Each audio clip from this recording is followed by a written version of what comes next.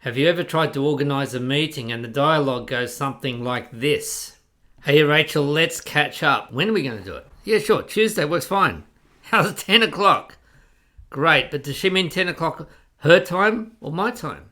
How are we going to do it? Well, how did you want to meet? Is Zoom all right? Excellent. I'll send you the link.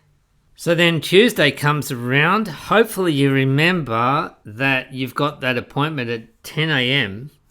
Rachel's time. And then you got to find the Zoom link. Wait, it's from Rachel. And then the Zoom link. And then maybe you direct message each other. Hey, can you shoot me through that link again? It's a real hassle, isn't it? Well, there's a better way. So how about this instead?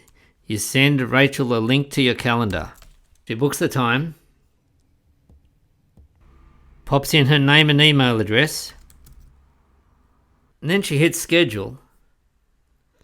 And then you get a notification in your email, which turns up in your calendar too, saying that Rachel has scheduled a new event. And when the event comes around, all that both of you have to do is click on that link to dial straight into the Zoom call. And you can do it straight from your calendar as well.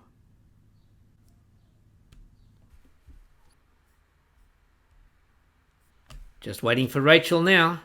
So how do you set all of this up? First of all, you need a Calendly account.